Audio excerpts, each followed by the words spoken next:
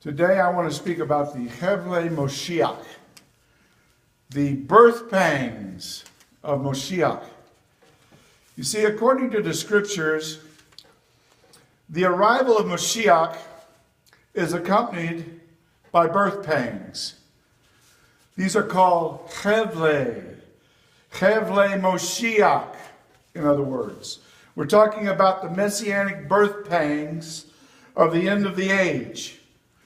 The end of the Olam Hazeh, the Ketz, the end, K-E-T-Z, the Ketz HaOlam Hazeh.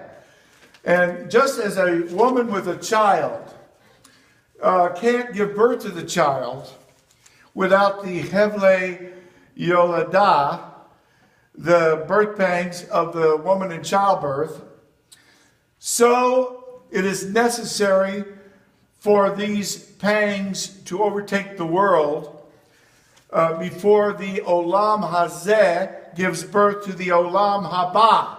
The Olam Hazeh, this age, will not give birth to the Olam Haba, the age to come, without birth pangs. Can you say amen? Amen. So when you look at Matthew chapter 24, verses 5 to 14, you see this. First of all, in the Orthodox Jewish Bible, it actually says Chevlei because that's what the Hebrew says. And the thing is, it says in chapter 24 that Yeshua went out and departed from the Beis HaMikdash, the temple. His disciples came to him to show him all the buildings of the temple. And he told them that not one stone would be standing on another. And then he sat upon the Mount of Olives. And they were asking him about the Olam Hazeh and how the Olam Hazeh is going to end. In other words, what is the sign of the end of the world?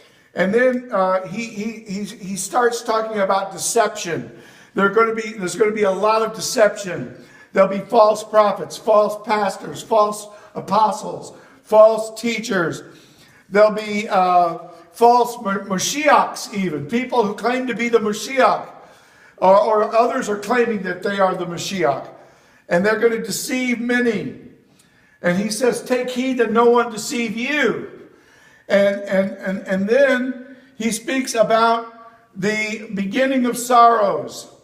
When you look at Matthew chapter 24, verse 5, and then going all the way to verse 14, you see this idea of the Chevlei HaMoshiach. Now, friend, recently a journalist named James Foley was marched out in front of the TV cameras, and a hideous thing was videotaped. Now, we are videotaping the good news. We're videotaping the scriptures. But this so-called religious person, this wicked guy from England who had become a terrorist with ISIS, he thought that he was actually serving God by what he was doing. And that's exactly what Yeshua says. That people would think they are serving God by putting you to death. This is part of the birth pangs, the terrors of the end of the age, all the disruptions, all the problems that are going to occur. The world is going to come to an end in the throes of terrible birth pangs, like a woman in labor. And Yeshua is talking about this here in this chapter 24. And when this guy who's got his hands behind his back, and the terrorist is standing behind him with a very sharp knife right on his jugular vein, and he's getting ready to decapitate him in front of the camera, and then lift his head up and dangle it in front of the world. Friend, what I have to tell you today is this is exactly what happened to Rav Shaul, who had been a terrorist. You have to see, when you see Foley and you see this ISIS executioner, you're seeing two pictures of Rav Shaul. Because Rav Shaul was like that. He had Stephen's blood on his hands. He was a religious terrorist. And he was guilty of murder. But also, you see, he actually lost his head for Yeshua. So when you look at these two guys, you have to see two faces of Rav Shaul. The before and the after. And friend, if you have not had a before and an after, you are not converted and you are not saved. You are not a believer. You have to have a total turnaround conversion. You say, wait a minute, I'm Jewish, I don't want a conversion. We're not talking about a religious conversion. If you have a religious conversion and you were a Mooney and then you become a JW and you have a religious conversion, that won't help you. They're both going to hell. Both groups are marching right straight to the fire. We're not talking about an external thing. We're talking about a change of the heart. What Jeremiah said. When the Brit Hadashah comes true in your life, God will give you a new heart. Ezekiel taught the same thing. The Lev Hadash and the Ruach Hadashah.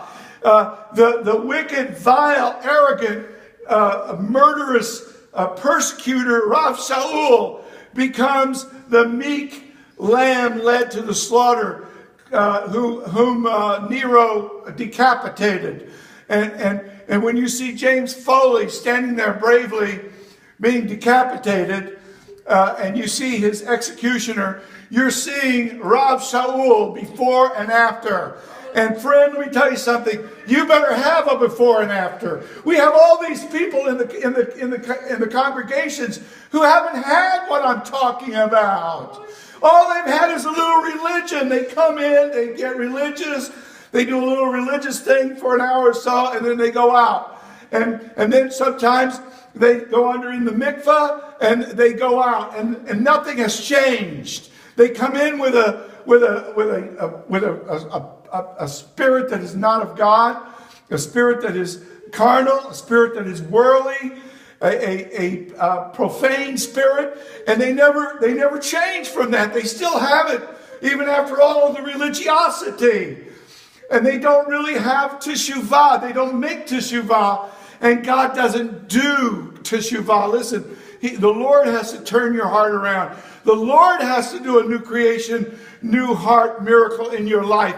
He gave Rav Shaul a Lev Hadash. He gave Rav Shaul a Ruach Hadashah. We have all these Messianic rabbis. They do all the rabbinic stuff, but you wonder sometimes, have they really found the Lord? They never talk about him. They certainly don't lead other people to him.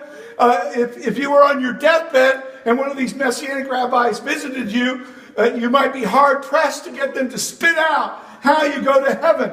Friend, this is not what the Bible is all about. The Bible is all about a new creature. And I'm praying that you will realize that as we go into this period of the Chevlei Moshiach, the birth pangs of the Messiah, that one thing will happen for sure in your life, and that is that you get really born again, really changed, really turned around with a new heart, a new mind, a new spirit. And may God help you in Yeshua's name. Amen.